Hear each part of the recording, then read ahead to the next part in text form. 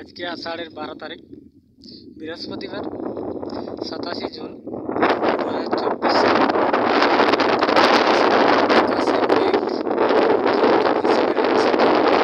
পর্যন্ত কোনোরকম বৃষ্টিপাতের সম্ভাবনা নেই।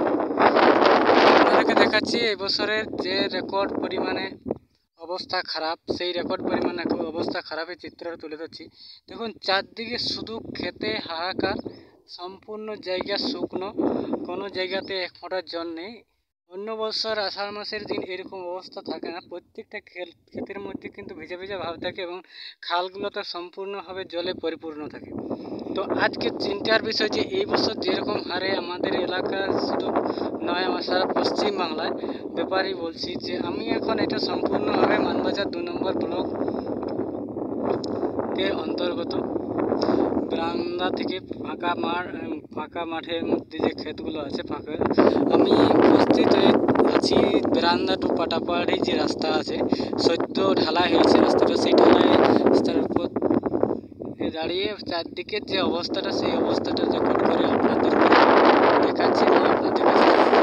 তো বিষয়টা হচ্ছে যে এই যে আজ আষাঢ়ের 12 তারিখ, প্রায় আষাঢ় মাসের অর্ধেক হয়ে গেছে। আগামী দিনগুলোতে জল হবে কি হবে না, বৃষ্টি পড়বে কি পড়বে না জানি না, তবে যাই হোক এখনো পর্যন্ত আজকের দিনের যে অবস্থা, সেই অবস্থাকে রেকর্ড করে রাখার জন্যই আমি আজকে ভিডিওটা বানাচ্ছি।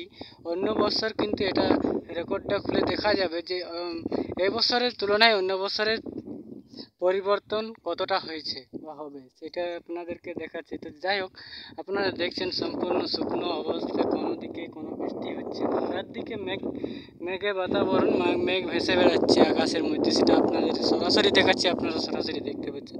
তো আপনারা দেখছেন আমরা পাড়াগ্রামে থাকি ইউটিউব চ্যানেল, এবং সেই ইউটিউব চ্যানেলের সাহায্যে আপনাদের কাছে এই ভিডিওটি তুলে ধরছি। তো আপনারা দেখুন, এখনও পর্যন্ত আমাদের এলাকায় কোনো রকমের কোনো বৃষ্টির পূর্বাভাস নেই, কোনো রকম কোনো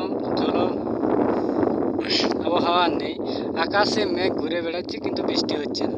সামনে দেখুন সমস্ত ক্ষেত কিন্তু ফাঁকা মাঠ হয়ে গেছে, কোনো ঘাস পাত যা কিছু ছিল সমস্ত ঘাস পাত শুকিয়ে গেছে, এবং যেখানে চারা ফেলা হয়েছিল সেই চারা ক্ষেতগুলোর অবস্থা কিন্তু খুব খারাপ। তো আজকে এটা রেকর্ড করে আপনাদের সাথে তুলে ধরলাম। আপনাদের যদি অবশ্যই ভালো লেগে থাকে তো অবশ্যই লাইক কমেন্ট করে শেয়ার করবেন এবং অন্যদেরকে দেখার সুবিধা করে দেবেন।